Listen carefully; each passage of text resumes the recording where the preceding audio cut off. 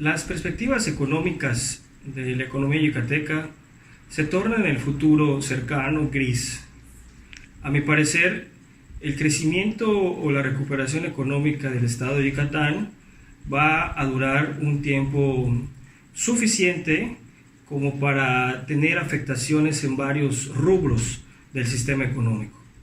Las dinámicas económicas de los sectores, como son el terciario, el secundario y el primario, se van a ver trastocadas porque sí fue un impacto importante las medidas sanitarias que se tomaron para frenar el consumo, así como también la producción, ¿sí? Pero ¿a qué se debe esto? Hay que recordar que la economía yucateca es una economía muy pequeña con respecto a otros estados de la República Mexicana. Es una economía que tiene características similares o tiene comportamiento similar a la economía mexicana en general. Es decir, busca estar enfocada al exterior. Muchos de sus procesos de comercialización internos son con base en bienes importados. Hay poca producción local, no hay motores de crecimiento propios, internos, sólidos, que pudiesen hacerle frente o que nos pudiesen ayudar a recuperarnos de esta crisis económica de una manera mucho más rápida, mucho más sostenible en el largo plazo y que no tenga afectaciones en varias variables de los agentes económicos. Solo por ponerte un ejemplo, ¿no? Una de las características de la economía yucateca es de que siempre que de un año a otro o de un trimestre a otro aumenta el Producto Interno Bruto, se utiliza como cifras oficiales y esto pues se difunde como si fuesen grandes logros económicos del estado de Yucatán. En Yucatán tenemos una economía de sustitución.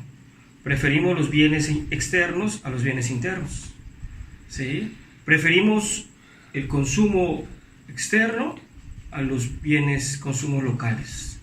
Preferimos el crédito, aumentar la capacidad de compra de los consumidores vía crédito y no nos enfocamos a elevar los salarios reales. Esto tiene un impacto importante. Deja en una situación de vulnerabilidad a la economía yucateca, afecta sus dinámicas, esta crisis viene a trastocar las dinámicas económicas de los subsectores y por ende pues va a afectar para mí dos variables muy muy importantes para la población yucateca. Uno es el empleo, que si bien es precario, con el proceso de recuperación también puede ser, los primeros empleos que se van a recuperar van a ser los empleos que son precarios, son los que se pagan menos. Y dos, le va a quitar más poder adquisitivo al ingreso de los yucatecos, ¿sí? Solo por ponerte un ejemplo, desde el 2010 a la fecha, en valor real, el salario ha crecido poco más del 30%, y del 2010 a la fecha, la inflación, imagínate, ha aumentado más del 45%. Situación muy importante y para atender por parte de las autoridades yucatecas. Es menester mencionar que los datos de crecimiento económico no tienen una relación positiva con los salarios o con el crecimiento real de los salarios en el Estado. Esto nos lleva a plantearnos, no tenemos una infraestructura económica que resista a una crisis de esta magnitud, ¿sí? Preferimos la inversión extranjera a la inversión local. Creemos que la inversión extranjera va siempre a dar la solución en la generación de empleos. Sin embargo, los empleos que trae la inversión extranjera son los empleos que ellos consideran que deban ofrecernos. No son los empleos que realmente requiera la planta productiva yucateca. La inversión extranjera directa es positiva, una medida que fue muy socorrida en los años 90, inicio de 2000 en México. Sí. Sin embargo, en Yucatán ha pasado a sustituir una fuente importante para la generación de infraestructura económica.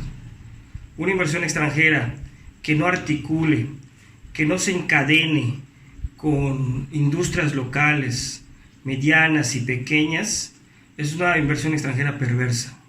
¿Por qué? Porque se convierte en una inversión extranjera extractiva. No se convierte en una inversión extranjera propositiva, contributiva. Es importante tenerlo en cuenta porque los gobiernos, el anterior a este, fue un instrumento muy socorrido. Este gobierno ha seguido la misma estrategia de crecimiento o de generación de empleos, apostándole a la inversión extranjera. Siempre hay que buscar la inversión extranjera como complementaria. Entonces, ¿cuál es la infraestructura económica que tiene Yucatán para hacer frente a esta crisis económica? ¿Qué esperamos para estos próximos meses o los próximos años? Bueno, yo creo que con base en esta acción administrativa, lineamiento administrativo de reactivación, lo que vamos a ver, seguir profundizando en la inversión extranjera como panacea del crecimiento económico, seguir invirtiendo fuertes sumas de dinero a la promoción del Estado para atraer el turismo, más enfoque de apoyo para el desarrollo inmobiliario, que este es un punto importante. El desarrollo inmobiliario es un sector que concentra muchos ingresos y además la capacidad de retorno de los ingresos es alta. Una, porque el valor de los bienes inmuebles son para gente que tiene capacidad de pago muy alta, que en Yucatán no lo tenemos. Dos, porque al escasear la tierra útil donde se construyen los desarrollos inmobiliarios, esta misma se hace escasa. Al ser escasa y ya no tener donde vivir, donde construir, pues los bienes inmuebles que se han construido previamente suben de valor. ¿Okay? Es una industria extractiva de recursos y de rentas para los yucatecos. ¿Qué va a hacer el gobierno? ¿Qué debe hacer el gobierno del Estado? Yo creo que debe implementar una política económica de emprendimiento. Y te voy a decir en dónde debe ir. Una, desarrollo informático, Internet de las cosas, sector servicios. Dos, desarrollo de bienes enfocados a la salud, sector industrial. Y emprendimiento enfocado a la agroindustria. Tres áreas donde el gobierno ejerza todo su poder de regulación, de seguimiento, de evaluación, sea la política pública estratégica del Estado para lo que queda de esta administración y las próximas administraciones. La política de emprendimiento tiene que ser una política sustitutiva de la inversión extranjera. Tiene rendimientos crecientes a escala, genera economías externas y genera infraestructura física local propia. Ahorita, para los yucatecos, el gasto tiene que ser estratégico. Tienen que gastar en prioridades.